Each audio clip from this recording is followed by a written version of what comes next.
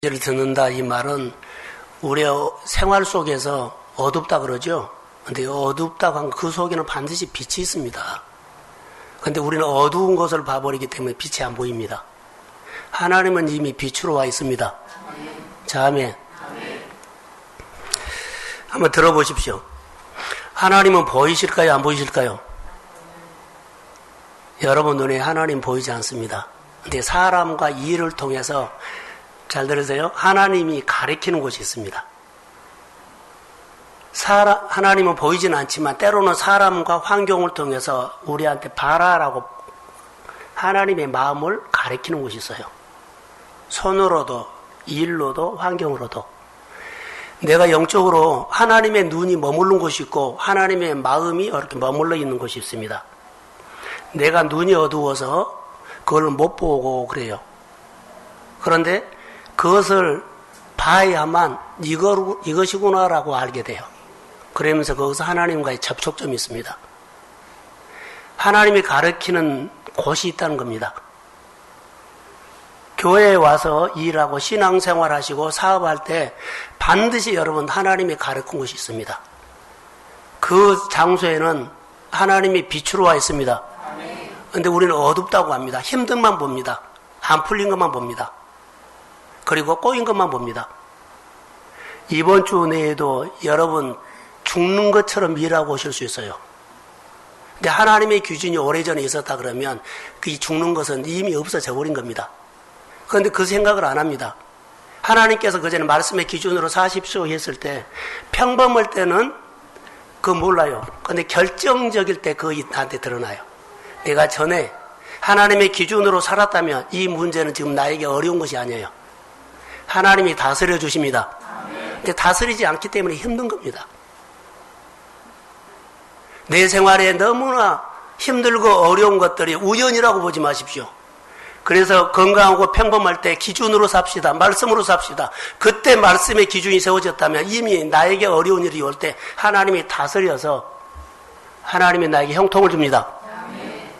그런데 그때 내가 이것을 마음에 담지 않고 있다가 어느 순간에 결정적으로 나에게 몰아붙일 때가 있으면 너무 힘든 겁니다. 하나님이 나를 다스려주지 못하고 내가 그것을 다 당하기 때문입니다. 여러분, 신앙생활을 할 때 바로 이 부분입니다. 오늘 이스라엘의 여로보암이라고 하긴 합니다. 우리나라처럼 남쪽 유다, 북쪽 이스라엘. 근데 남쪽 유다는 여호사밧이 왕이고 북쪽 이스라엘은 아방 자녀들이 너무 커요. 자녀들이 왕이 돼서 여호람이 왕입니다. 그런데 북쪽 이스라엘은 지파가 12지파고 남쪽 유다는 2지파입니다. 근데 북쪽이 훨씬 강하지요. 그래서 남쪽 유다는 북쪽의 이스라엘 왕이 말을 하면 그대로 순종하고 그냥 따라줘요. 힘이 약하기 때문에. 근데 본문에 재밌는 것이 하나 있습니다.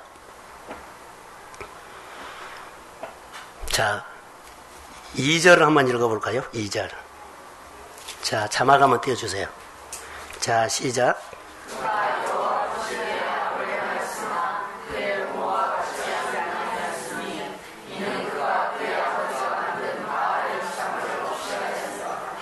그가 마음에 정리를 합니다.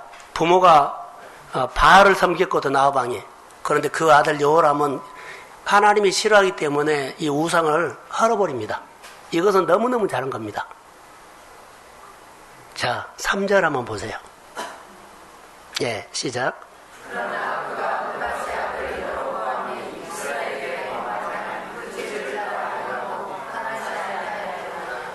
그런데 여로보암의 죄는 그대로 따라가요. 정리를 하지 않고.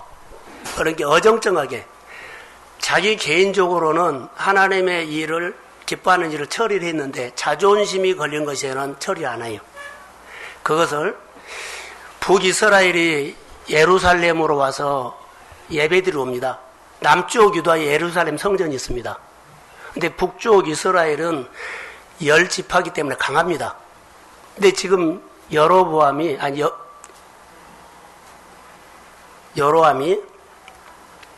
북이스라엘 모든 사람들이 남쪽 유다까지 1년에 몇 번씩 예배드리러 옵니다. 그런데 예배드리러 오는 것을 막습니다. 그래서 산당을 짓고 베델에다가 산당을 짓고 이스라엘 백성들을 예루살렘에 못 가게 막습니다. 자, 하나님이 기뻐한 일을 합니다. 그런데 자기 자존심이 걸려있는 것에 대해서는 막습니다. 자, 이스라엘 백성들이 예루살렘까지 오면 그들이 마음이 변해가지고 자기가 정치하는데 어려움이 있을까봐 못 가게 하는 겁니다. 여러분, 저를 봐보십시오. 요즘 우리의 생활이 그렇습니다. 우리 성도들이요, 한국 교인들이 예수를 믿는 데는 기뻐하는 지는 하나씩 합니다. 예수 잘 믿습니다. 그런데 자녀나 사업에 걸린 데는요, 자녀들을 하나님 앞에 나온 것을 부모가 맡고 있다는 거 아세요?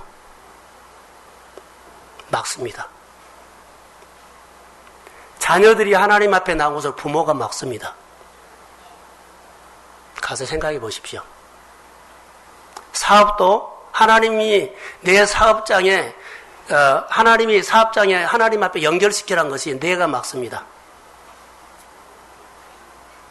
내 생각이 들어가고 내가 생각했던 대로 아이들도 가르치고 학원도 보내고 그리고 여러 가지 좋은 일이 있으면은 아이들 주일날 깨뜨리고 다 거기를 보냅니다.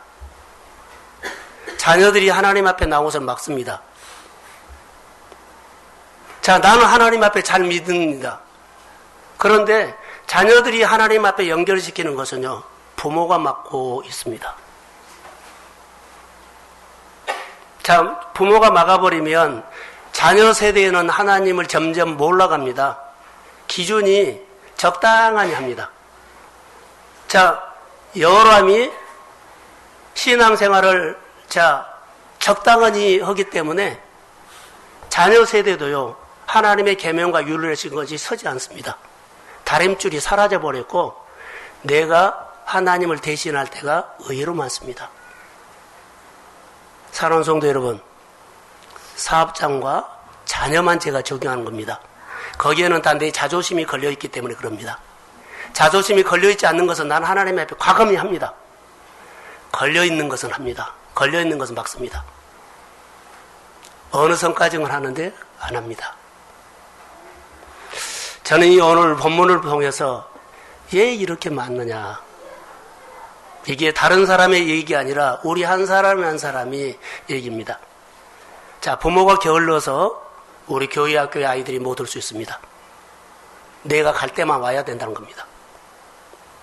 아이들을 생각한다면 달라져야 합니다. 내가 기준이 아니라 하나님의 말씀이 기준이 합니다. 내가 하나님으로 인해서 회복이 되면 빛이 들어오죠. 그러면 자녀 세대에는 자연적으로 빛이 들어가기 회복됩니다. 아멘. 내가 회복이 안 되면 자녀들을 막고 있다는 겁니다. 그런데 우리는 전혀 모릅니다. 혹시 나 때문에 자녀들이 그리스도 앞에 회복이 안 됐나? 그것은 자녀들이 회복이 안 된 거 아니라 내 문제입니다. 나는 교회 와서 예배 드리는 거 별로 지장 없습니다. 그런데 자녀 세대의 미래를 막고 있다는 것을 내가 모른다는 거. 오늘 본문을 이 말씀으로 이렇게 소두를 말하고 풀어가겠습니다. 자, 이스라엘 백성들이 예루살렘으로 예배드리러 못 가게 한 이유가 하나 있었다면, 그래서 하나님과 동급된 우상을 만듭니다. 못 가게 할 수 있는 뭐가 있어요? 매력이 있는 것을 있어야 되죠. 우상, 금송아지를 만들었고 하나님을 대신했고 뭐라 그래요? 거룩함을 대신해서 풍요를 강조했습니다. 그래서 그들이 혹해서 그냥 여호람의 말을 듣고 다 설득당해버립니다. 오늘 우리 자녀들이나 보면 여러 가지 좋은 프로그램으로 하나님을 대신할 이상으로 매력을 느끼게 합니다. 가야 된다는 거. 그리고 예배를 못 나오게 하고 주일을 못 지게 하고 더 좋은 프로그램이 너를 인도할 거라는 하나님을 대신 메시지 줘버린다는 거. 사업도 마찬가지죠.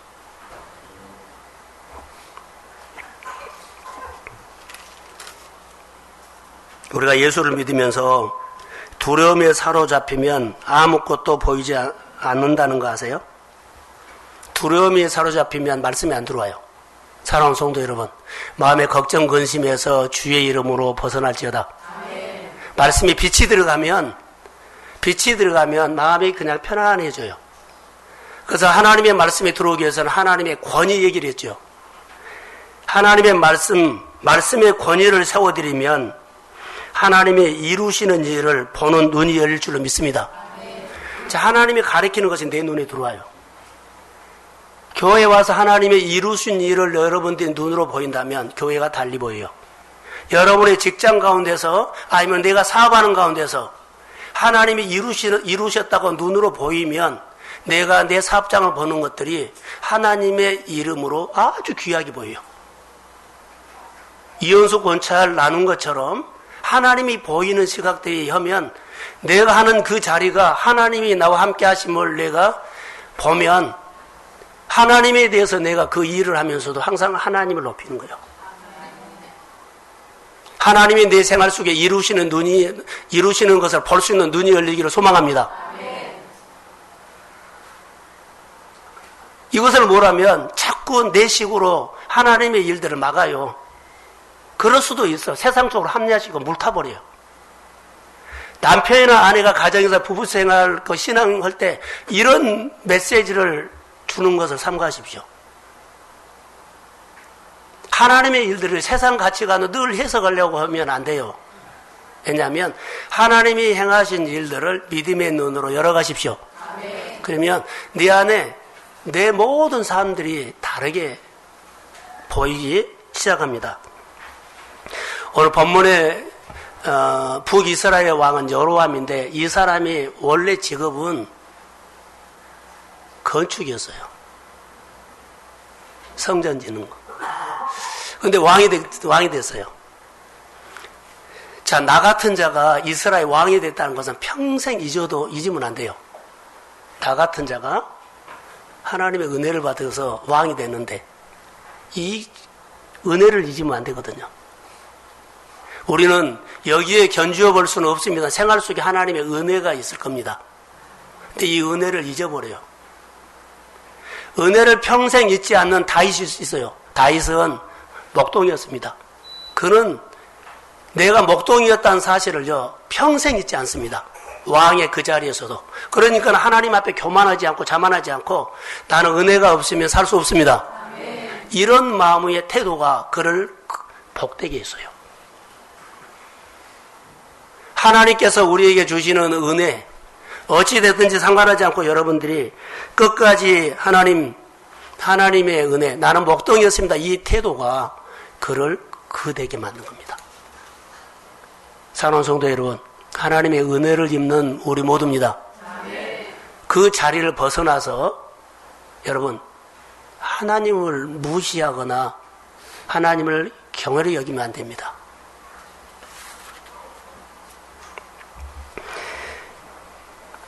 북이스라엘 여로암은 하나님의 백성들이 하나님 섬기기 위해서 예루살렘 성전으로 가는 것을 못 가게 막아버렸다는 사실을 기억하십시오.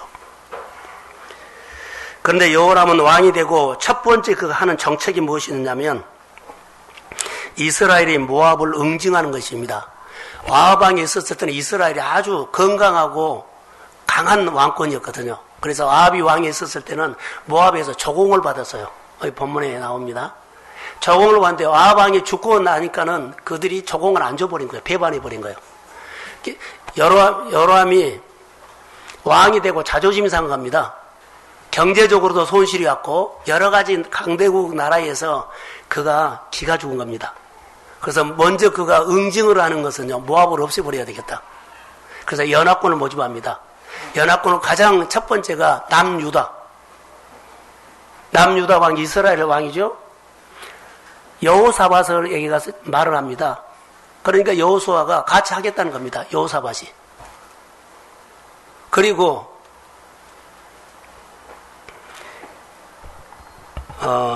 암몬이라는 나라를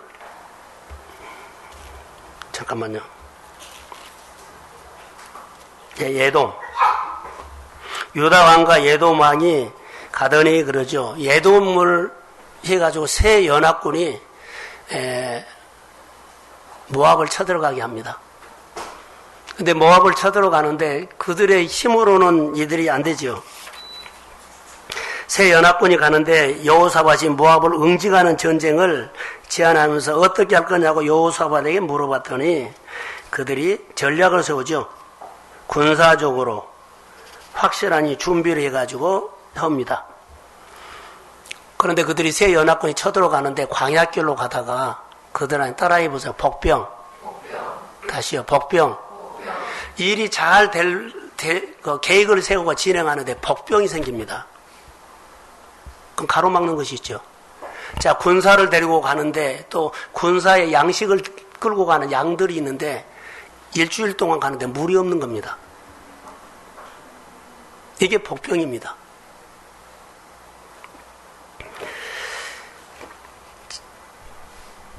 목적을 이루어 가는데 준비가 잘 되어 갈 때 우리가 이런 복병을 만날 때가 있습니다. 이것을 어떻게 풀어야 합니까?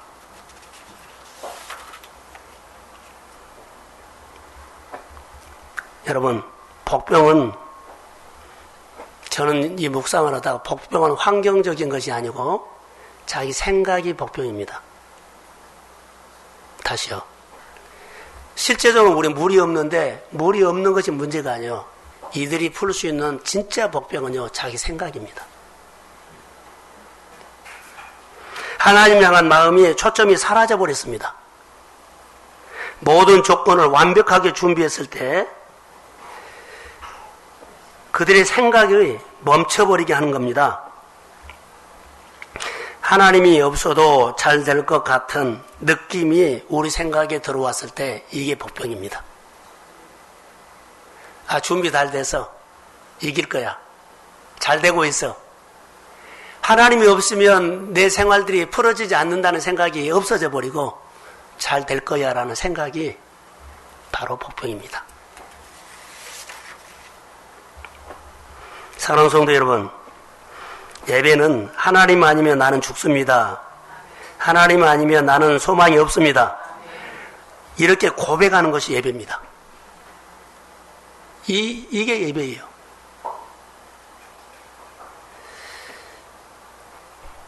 하나님 없이는 안 된다는 마음의 예배가 사라졌을 때 내 일을 하는데 들리는 것은 뭘까요? 하나님이 어떤 하나님일까요? 바지 사장이라고 들어보셨어요? 하나님이 내 생활에 바지 하나님이야. 형식적인 하나님도 일은 내가 다 해버려요. 그렇게 하나님을 내세우고 일을 한 거예요. 하나님을 믿어. 근데 하나님하고는 아무 관계가 없어. 내가 다 결정해버린 거예요. 이게 복병입니다.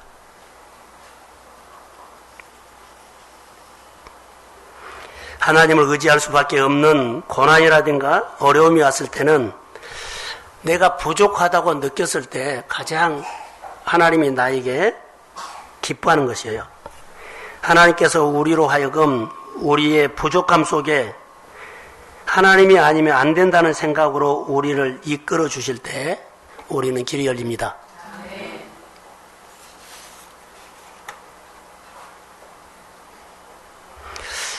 오늘 본문에 보면 너무나 완벽하게 준비된 것 같았던 세 연합군이 위기를 만난다는 것입니다. 물이 없어서. 여러분, 위기가 오면 그동안 마음에 끌고 갔던 것이 드러납니다. 여러분이 어려움이 오죠? 그러면 지금까지 나를 움직이는 것이 눈에 딱 보이기 시작해요. 어려움이 왔을 때 여러분들이 나를 지금까지 끌고 갔던 것이 돈이었느냐, 사람이었느냐, 그 무엇이었느냐, 그게 딱 드러난 거예요. 어려웠을 때 여러분이 찾는 것이 뭐예요? 하나님이었다면, 예배였다면 어려울 때 예배로 옵니다. 어려웠을 때 그것이 드러난 겁니다. 가장 급하고 당황스럽고 힘들고 일이 많고 복잡했을 때 내 사업을, 내 일들을, 내 생활을 끌고 가는 것이 거기 딱 결정돼요. 예배였다면 예배로 옵니다.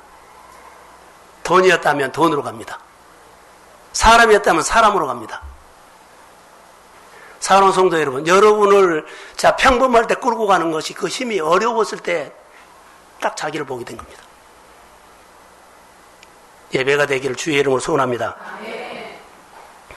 오늘 여기 보시면 여호람을 위기에서 절망이 생깁니다.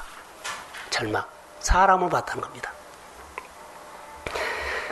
왜 사람을 봤냐면 하나님 앞에 묻지 않았다는 겁니다. 사람을 의식했다는 겁니다. 문제가 생기니까 이 여호람은 새 연합군이 이렇게 모여서 하나님의 뜻대로 잘하려고 했는데 이건 뭐입니까? 하나님이 새 연합군을 모이게 하셨지 않습니까? 사실 묻지도 않았어요.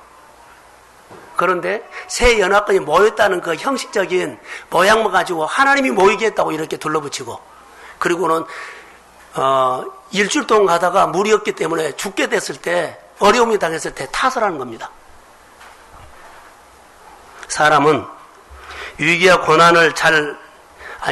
고난에 무너진 것이 아니라 좌절과 자만과 욕심에 무너진다는 거 아세요? 그래서 내 안에 내 생각이 복병이에요.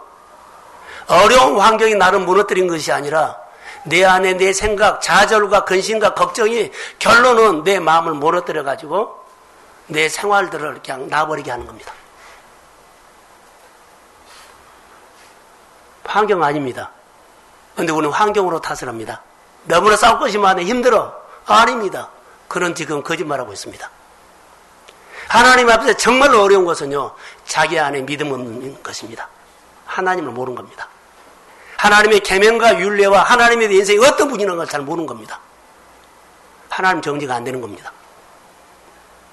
하나님 정리가 되면 하나님이 없으면 나 아무것도 할 수 없다고 이 신앙 고백이 터져나옵니다. 그래서 예배가 예배되고 하나님이 되고 하나님이 된 겁니다. 그런데 어려우면요, 하나님이 없어지고 예배가 없어 주일이 없어져 버려요. 어디로 가요? 나를 가장 내 눈으로 도움이 될 만한 사람으로 찾아가 버린다는 거. 여러분에게 많은 시간을 줬을 때, 혹시 돈을 줬을 때 그 돈 가지고 그 시간 가지고 어디로 갈 거예요? 하나님으로 오면 틀림없이 그는 신앙 고백이 있는 사람입니다. 만약에 신앙 고백이 없으면 여러 가지 나를 위해서 그런 돈과 시간들을 활용할 수가 있습니다. 한 번으로는 단정할 수 없습니다만은 우리 생활 속에서 분명하게 드러나는데 여호람이 그랬습니다.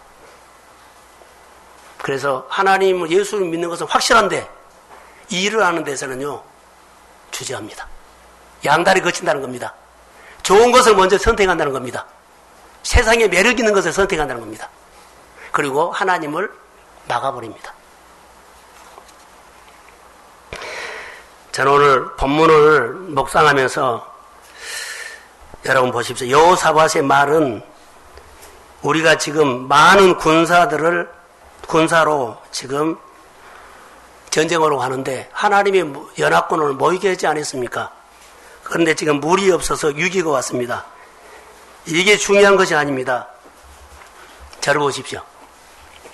지금 연합군이 가는데 물이 없어 위기가 왔거든요. 물이 없어서 위기가 아닙니다. 진짜 위기는요, 이들이 하나님의 소리를 안 듣는 것이 위기다는 거. 자, 아멘. 다시요. 어려움이 위기가 아니에요. 물이 없는 것이 위기가 아니에요. 내가 지금 생각하는 이 위기는 어려움, 목마름, 죽겠다는 것이 위기가 아니라 하나님의 소리를 못 듣는 것이 위기다는 거예요. 어떤 상황에서도 하나님의 개입하시면 역사합니다. 이 신앙을 오늘 가르치려고 한 거예요. 하나님의 뜻이 무엇인가를 몰라요. 그래서 어둠 속에서 빛이 있다는 것이 바로 이 말입니다. 아무리 어려워도 거기는 하나님이 와 계십니다. 낙심이나 절망 쪽으로 엉뚱한 생각으로 하지 말고 그 환경은 하나님이 주시는 환경으로 그 환경에서 빛을 발견하십시오. 불황에서 잘 되는 가정이 주의 이름으로 있을지어다. 어려움 중에서도 길이 열리는 가정이 있을지어다. 말씀을 듣는 가정입니다. 하나님의 주인 삼는 가정입니다. 평범할 때는 잘 된대요. 어려우면은요. 자, 주일도 하나님도 계명도 없으면 안 됩니다. 그때 내 신앙에 정체성이 드러나야 합니다. 나는 어떤 상황에서 하나님은 내 인생의 하나님입니다. 그때 하나님께서 그에게 맡기기 시작합니다. 하나님도 신뢰해야만 맡기죠. 신뢰해야만 고치죠. 이게 오늘 우리가 세상 사람들과 다르는 신앙입니다.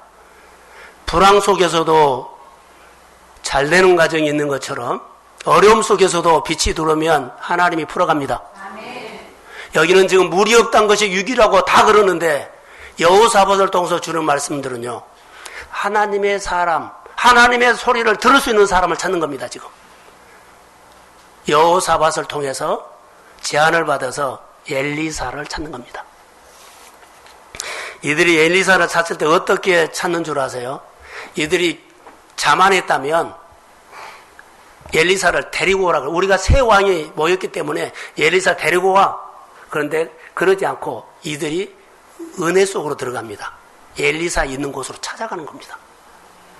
하나님 앞에 맞췄습니다. 하나님 앞에 마음을 맞췄습니다. 여러분이 신앙생활 할 때 교회에 있다 마음을 맞추나요?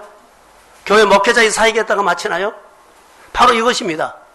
목사님 어려우니까 우리 교회, 우리 집에, 우리 생활에 내 얘기 좀 들어보십시오. 이게 아니라 맞추는 겁니다. 목사님 사역이 뭐가 지금 중요합니까? 거기에 내가 마음을 보태려고 합니다. 생각을 보태려고 합니다. 내 시간을 보태려고 합니다. 이것이 바로 문제를 풀어가는 태도입니다. 이스라엘의 여러 가지 어려운 문제는요, 이 태도가 다림줄이 없다는 겁니다. 내가 열심히 예수를 믿겠다고 결정을 하고 주일날 와서 예배를 드린다 할지라도 일상적인 생활 속에는 하나님의 태도가 안 나옵니다. 이것을 가져라는 겁니다. 저는 우리 교회 안에 이런 주의 회복이 있을지어다. 그래서 엘리사가 선지자에게 내려갑니다. 자, 13절과 14절을 한번 읽어보겠습니다. 자, 시작.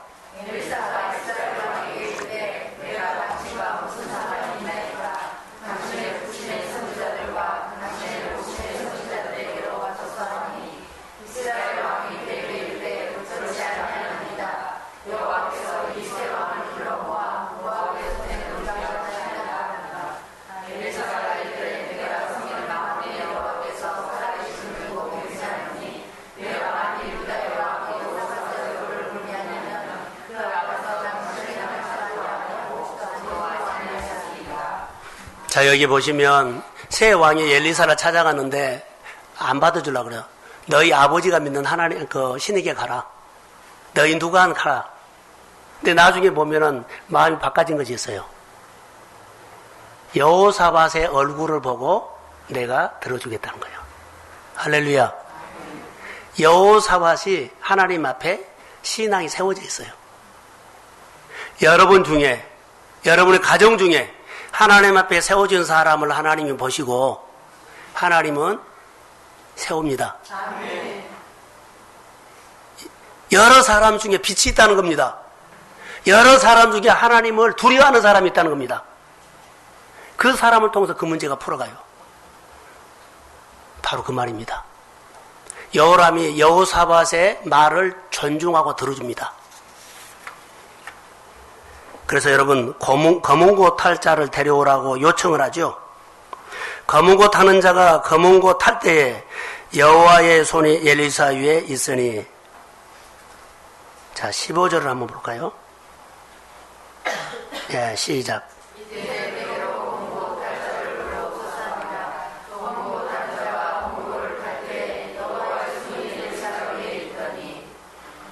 아주 중요합니다. 검은 고 타는 자 있죠.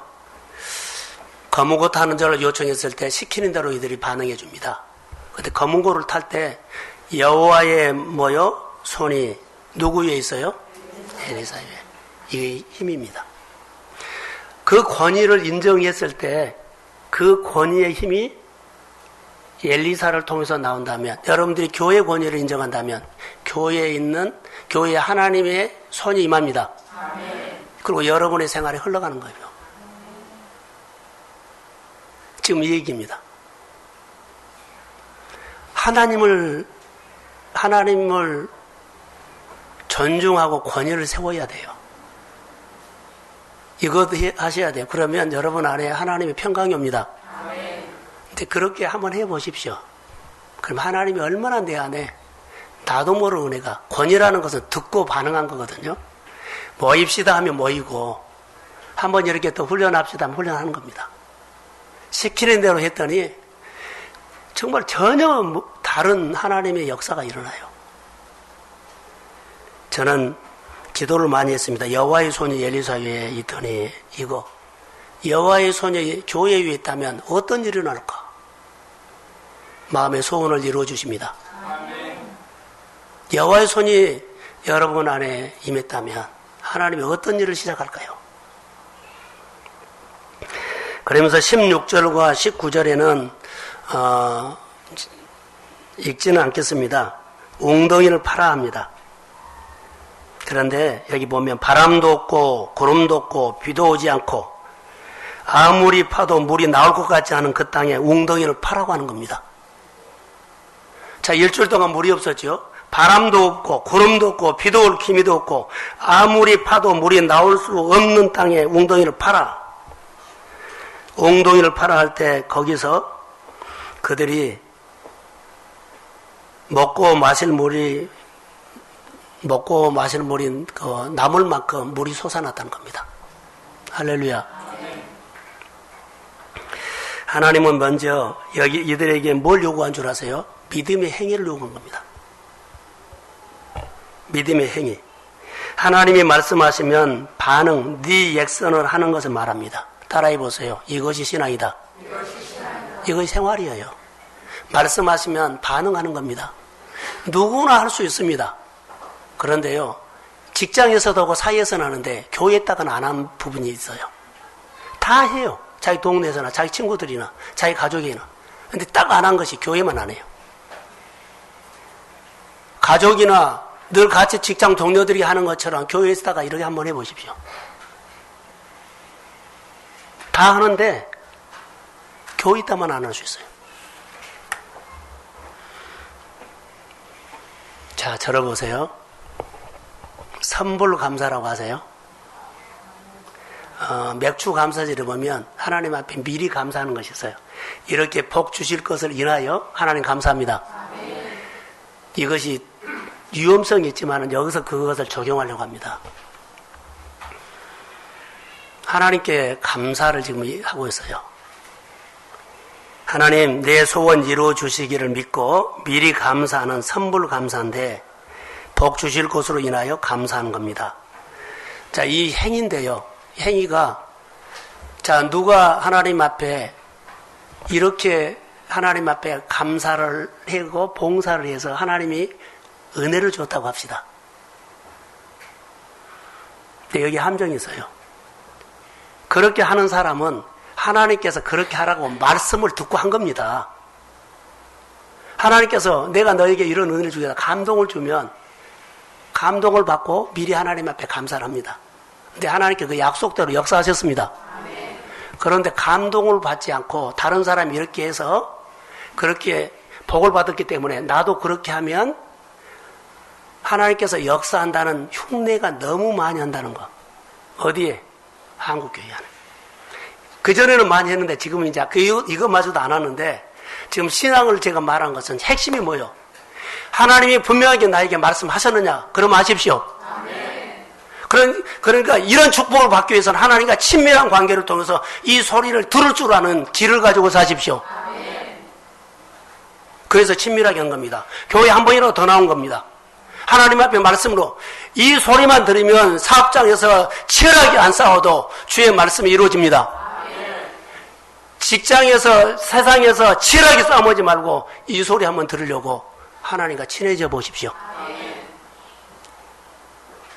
그게 내 인생이 피어납니다. 이 소리 들으려고 합니다. 이 소리만 듣고 반응 따라하면 내가 하는 일을 듣고 전능자가 하는 일은 다릅니다. 내가 하는 일은 좀 하다가 소꿉장난처럼 하다가 안 되면은 그냥 헛가버리지만 그분은 말씀하시면 축복은 약속을 통해서 옵니다. 말씀을 통해서 내 인생을 이루어가고 세워가신 그분을 경험한다면 무리 없는 거 걱정할 필요가 없습니다. 복병은 내 생각이라는 겁니다. 내 생각이 방정말 엉뚱한 생각을 하기 때문에 하나님이 오시는 손길을 내가 막아버리고 물줄기를 돌려버립니다. 그래서 하나님의 말씀을 내 인생 가운데 다림줄을 내리십시오. 하나님과 나 사이에 인격적인 대화가 너무나 중요하다는 것입니다. 감동. 그래서 13절에 여호와께서 이 세 왕을 불러서 모압 손에 넘겼다라고 말하고 있습니다. 그런데 여러분 20절 한번 보십시오. 자막을 한번 띄워주세요. 자, 시작.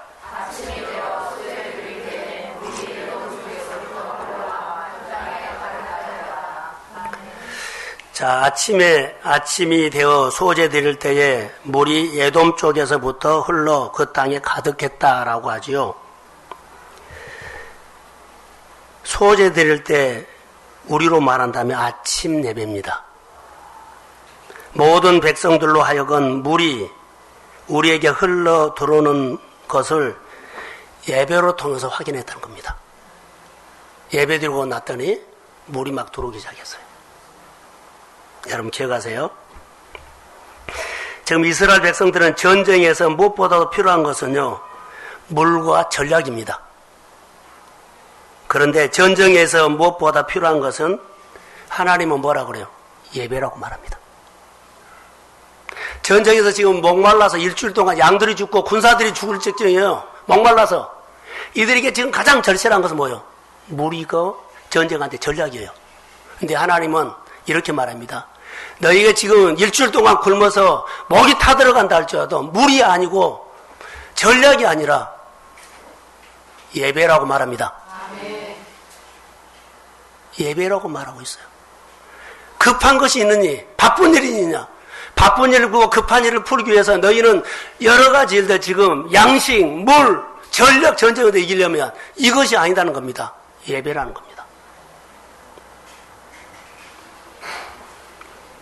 자, 전쟁이 무엇보다 필요한 것은 예배라면 여러분들의 생활 속에 전쟁과 같습니다. 사업 전쟁과 같습니다. 자녀 키움과 전쟁과 같습니다. 오늘 내가 살아가는데 모든 삶은 전쟁과 같습니다. 전쟁으로 해석된다면 여러분이 가장 필요한 것은요, 예배입니다. 자, 아멘. 예배라는 것. 그럴 때 물이 이렇게 흘러 들어왔죠. 예배 드리고 났더니 물이 가득 애도면서 왔다. 저는 이것을 이렇게 적용합니다. 우리 교회 성전 안에 성전 안에 자 가득 채워지기를 원하지요. 자리가 꽉 채워지고 넘치는 것은 열심히 뛰고 열심히 살고 열심히 하고 이게 아니라 교회 예배입니다. 한 사람 한 사람이 성전되어서 하나님 앞에 예배가 된다면 하나님은 하십니다.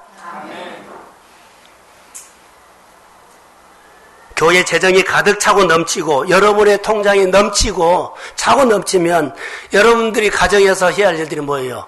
열심히 뛰고 뛴 거 그 이전에 예배입니다.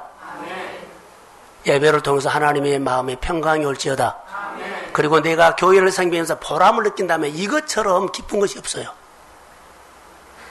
교회 여러 가지 구석구석에 작은 마음들을 연결시켜서 큰 일을 해란 거 아닙니다. 연결시켜서 성도의 교제. 내가 교회 안에 할 일이 뭐 있습니까? 있습니다. 여기 연결시켜서 하시면 보람을 느끼게 될 것입니다. 그러면 그걸로 통해서 내 안에 뭐요? 내 소원이 차고 넘치고 채워지는 하나님의 은혜가 주의 이름으로 있을지어다. 물이 아무리 다급해도 예배라는 것, 다급한 것을 넘으세요. 그런데 여러분, 우리가 주일 예배를 드리죠. 주일 예배 중요한 것은 우리의 연약함을 알기 때문에 주일 예배를 드립니다. 하나님, 여기 모인 것은 여기서도 예배도 필요하지만 또 나가서도 예배를 필요해요. 그런데 하나님, 우리가 연약함 때문에 교회에 모인 것입니다. 하나님의 은혜가 필요합니다. 예배 태도가 중요하다는 겁니다. 자, 여러분, 옆 사람 한번 보세요. 옆 사람. 혹시 좋을까봐 그랬어요.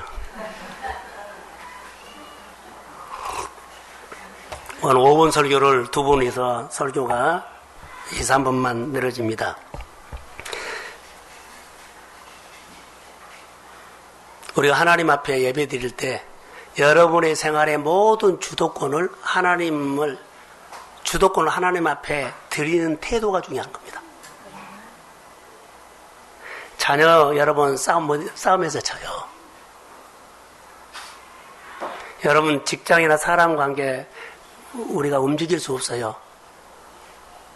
그런데 주도권을 하나님 앞에, 내 사업할 때 주도권을 하나님 앞에 드리십시오. 그럼 그분이 다스려요. 지금도 내가 교회만 왔다가 한 것이 아니라 정말로 여러분 내 삶을 주도권을 하나님 앞에 드리십시오. 주도권을 드려야 돼요. 저 가정이 하나님 앞에 주도권을 드린다는 것은 영원히 산다는 겁니다. 내 마음속에 생각하는 것이 항상 주도권이 하나님 앞에 소망을 두는 것. 하나님이 나의 생활을 도우셔야 합니다. 삶의 모든 전쟁은 하나님이 하셔야 합니다. 내 잔을 넘치게 하셔야 합니다. 하나님이 내 생활에 열매를 주셔야 합니다. 나에게 번성을 주셔야 합니다. 집을 세워주셔야 합니다. 내 마음에 안식과 평안을 주셔야 합니다. 부유함을 주셔야 합니다. 하나님의 권위를 세워드리는 이 존중하는 삶이 경애입니다. 이 마음이 여러분 마음에 가득 채워졌을 때 진실된 예배랍니다. 하나님 이것을 보기를 원합니다. 그러면 목마른 영혼 앞에 물이 흘러들어오게 되어 있다는 겁니다. 다시요. 그들은 지금 7일 동안 물이 없어서 다급하고 급하죠. 그런데 예배를 드렸어요. 소재 예배를 드렸더니 물이 흘러들어왔어요. 우리 안에 하나님이 이것도 해주시고 이것도 마음에 간절해요. 내 마음에 하나님으로 인한 간절한 마음이 뜨거운 마음으로 예배를 드리십시오. 그러면 물이 흘러들어와요. 하나님을 향한 마음이 뜨거워지기를 소원합니다. 하나님, 내가 교회의 여러 가지 일들을 내 마음에 보여주는 것을 내가 감당하겠습니다. 목장도 여러 가지 구석구석에 부족한 걸 많이 보면서도 우리가 내가 할 사람이 아니다고 생각할 수가 있거든요. 그런데 하십시오. 이런 마음이 살아나는 곳에 예배를 드리면, 그 마음으로 예배를 드리면 여러분에게 물이 흘러 들어옵니다. 삶의 문제가 풀어집니다. 그래서 어떻게 할까요? 하나님을 사랑하게 돼요. 교회를 사랑하게 되고 여러 가지 사랑하게 돼요. 하나님 우리에게 뭐라 그래요? 사랑하는 아들아, 사랑하는 내 가정아, 내가 너에게 모든 것을 넘치게 채워주고 싶다. 예배를 드리면 너가 소원하는 것이 흘러들어오게끔 예배 드리는 가정 안에 이런 하나님의 은총이 복으로 오기를 소원합니다. 그럼 치유가 일어날 것이고 경제적인 문제가 풀어질 것이고 영적 정의와 관계가 회복될 것이고 그 내가 보지 못한 것을 보는 눈이 열릴 것이고 그리고 어떤 상황에서도 하나님이 나에게 분명한 말씀을 주실 것입니다. 이로 인해서 여러분들이 예배 가운데 흘러들어오는 하나님의 증거를 보기를 소원합니다. 예, 일어나십시오. 하나님의 은혜를 잊고 살고 싶습니다. 성령 임하게 하시고 하나님의 사랑이 있는 줄도 몰랐습니다. 하나님의 사랑을 없는 줄 알았습니다. 너무 외롭습니다. 혼자 살아왔습니다. 나에게도 하나님이 사랑해 주십시오. 사랑받고 일어나고 싶습니다. 사랑받고 사랑하면서 자녀들을 세우고 싶습니다. 그리고 모든 사람들을 회복시키고 싶습니다. 성령 임하게 하옵소서. 오늘 이 하나님의 교회 안에 하루 종일 하나님 사랑받지 못해서 사랑받을 줄도 몰라서 혼자 생활합니다. 전능자의 사랑을 한번 받고 싶습니다. 내 부모 형제들도 사랑을 모릅니다. 사랑을 알게 해주옵소서. 성령이 우리에게 은혜로 임하게 하옵소서. 이제는 우리 주 예수 그리스도의 은혜와 하나님 아버지의 극진하신 사랑하심과 성령의 인도 충만하심이 물보다도 예배로 넘치게 하신 하나님의 은혜, 사랑은 몰랐는데 사랑받기를 소원하는 사랑하는 성도들의 머리 위에, 가정 위에, 자녀 위에, 직장 위에 이제로부터 영원까지 함께 하시기를 간절히 축원하옵나이다. 아멘. 인데요. 네, 관계는 아주 중요한데. 본문 말씀. 네. 본문 말씀을 말씀하지 열왕기상 2장 1절에서 4절 말씀이 있었습니다. 네. 안 떨려요. 관계는 아주 중요한데 농부가 농사를 지을 때 자기 논밭이 품어지고 일터나 사업장이 품어지고 이렇게 외국을 가도 자신의 토양이 품어지듯이 교회가 품어져야 합니다. 그래야 하나님과 소통이 됩니다. 하나님은 인격적인 분이십니다. 하나님이 우리 안에 오시게 해야 합니다.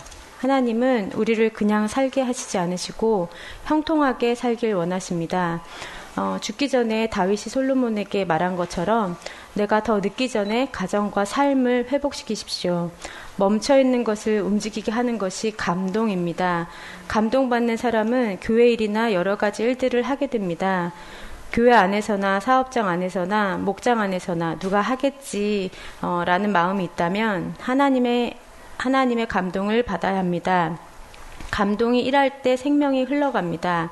감동을 받으면 그것으로 하나님의 열매를 채워갑니다. 감동을 받으면 꼭 필요한 것이 은혜인데 이것은 하나님에 대한 경외입니다. 나의 두려움의 대상이 돈이나 사람의 현실에서 하나님으로 바뀌는 것이 경외입니다. 우리는 급하면 하나님을 접고 내가 다 써버리는데 먼저 하나님을 경외하십시오. 다윗이 어디를 가든지 점점 강성해지고 만지는 것마다 하나님의 손이 임했습니다. 그는 철저하게 법을 지켰고 하나님을 경외하고 하나님을 높였습니다. 말씀에 진짜 감동이 오면 경외심이 생기는데 갈급함이 생긴다는 말입니다. 갈급함이 생기면 귀가 열려서 듣는 마음이 됩니다. 내 마음과 내 생각이 꽉 차 있으면 경외심이 안 생기고 곧 들리지 않게 되기 때문에 하나님이 들어올 틈이 없어서 내가 주인이 됩니다. 하나님의 관계는 형통의 시작입니다. 알파와 오메가 되신 신앙의 본질, 하나님의 관계가 우리 인생의 뿌리입니다. 우리의 삶이 힘들고 권고했을 때 뿌리를 찾으십시오. 하나님의 관계를 먼저 생각하라는 것입니다. 교회 관계, 은혜 관계를 생각하라는 말입니다. 그래야만 하나님께서 우리 속에 개입하시기 시작하십니다. 나무의 열매는 뿌리에서 시작합니다. 내 생활에 열매를 비중을 두지 말고 내가 하나님의 관계를 어떻게 하면 더 잘할까 고민하십시오. 그래야만 결과가 나타납니다. 출세를 목표로 하지 말고 주님을 높이는 데 해야만 우리의 가슴이 커지고 미래가 시작됩니다. 하나님은 내게 있는 것 가지고 일하시지 않으시고 하나님의 돈으로 하십니다. 하나님의 힘으로 하십니다. 현실과 돈, 내 일에 갇히면 감동이 오지 않습니다. 그러면 경외가 안 됩니다. 우리의 삶 가운데 경외가 되면 하나님이 일하십니다. 경건 훈련을 통해 우리의 삶 속에서 하나님이 오셔야 합니다. 물레방아는 옛날 물로 돌리지 않습니다. 오늘 새 뿌리에서 새 꽃대가 나옵니다. 오늘 나에게 말씀으로 감동 주시는 그 하나님이 내일부터 우리를 만지고 개입하시고 건드리십니다. 오늘 감동받은 말씀이 우리의 발을 움직이게 될 것입니다. 오늘의 불을 켜십시오. 아멘. 이라는 말씀이 있었고요. 이 5분 설교 하시는 게 제가 그때 목사님이 이거 하신 지 한 2달 좀 넘으셨잖아요. 근데 언젠간 내 차례가 돌아오겠구나 이런 생각이 있었어요. 한 번씩 다 돌아가야 끝내시겠구나 이런 말씀 있으셨는데 그런 생각이 들었어요. 근데 그 아침에 제가 금요일 날이었나요? 아침에 목사 그 단톡에 그걸 보고 늦게 봤어요. 늦게 보고 제가 운전 중이었거든요. 그래서 깜빡이를 켜고 그냥 아무 생각 없이 목사님 제가 할게요. 제가 해봐야 될 것 같아요. 이런 생각이 들었었어요. 근데 처음에는 제가 언젠가 내 차례가 돌아오면 어떤 핑계라도 이걸 하지 말아야 되겠다. 왜냐면 저는 이렇게 앞에 나가서 말을 할 수 있는 사람도 아니고 아직은 제가 이럴 만한 자격이 없다고라는 생각이 들었어요. 근데 그 카톡의 내용을 보고 내가 해야 되겠구나. 하나님이 시키시는 것 같다.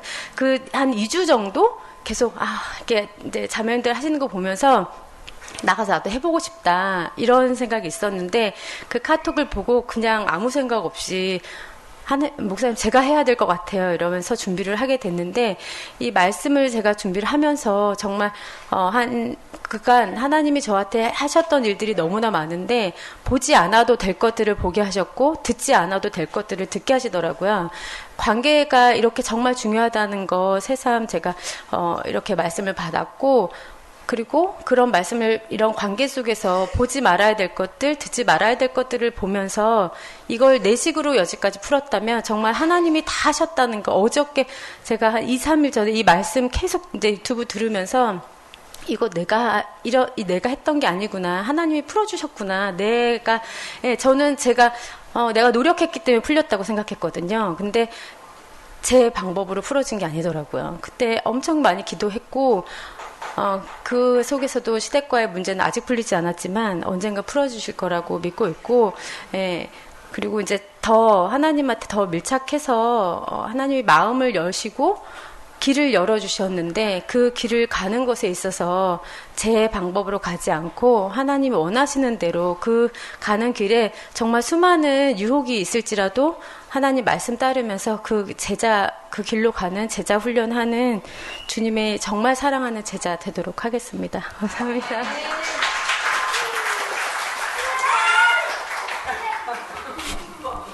제목은 수문 앞 광장에 모여입니다. 신앙생활은 소꿉장난이 아닙니다. 좀 하다가 마음에 안 들면 접어버리는 것이 아닙니다. 신앙은 약속입니다. 말씀을 받아 언약이 이루어지는 삶을 살아내는 것입니다. 본문을 보면 이스라엘 백성들이 수문 앞 광장에 모였습니다. 포로 생활하다가 1차, 2차, 3차 귀환을 했습니다. 왜 모였을까요? 그들은 신앙은 소꿉장난이 아닌 실제이고 전투였음을 체험하고 깨달았습니다. 교회 부흥뿐만 아니라 이스라엘 백성들이 모였을 때 역사가 일어났습니다. 모이는 것이 중요합니다. 하나님의 기름 부음은 언제 옵니까?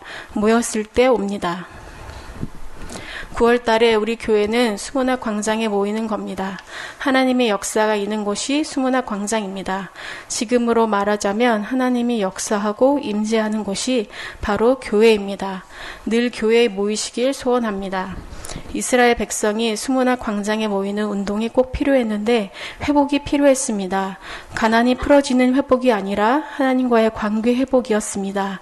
하나님 앞에서 신앙생활을 소꿉장난처럼 했는데 이제 눈을 뜨고 보니 그게 아니라는 겁니다. 신앙생활은 전투였습니다. 전투는 내가 하는 것이 아니라 하나님이 하는 것입니다. 그래서 하나님과의 관계를 회복하려고 모였습니다. 오늘 우리가 생활하는 것이 바로 그런 문제입니다. 소꿉장난으로 신앙생활에서 나라가 엉클어지고 생활이 개인이 망가져 아픔과 탓으로 눌릴 때 하나님의 목마름을 주어서 자발적으로 모였습니다. 절실한 마음으로 모일 때 느헤미야가 제사장이자 서기관이었던 학사 에스라를 강사로 청빙하였습니다.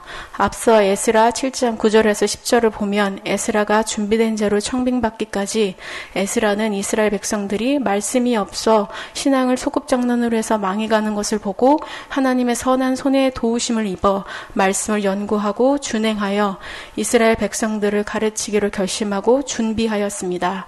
9월달 하나님의 선한 도우심을 받으십시오. 말씀을 가까이 하는 사람에게 하나님의 선한 도우심이 임합니다.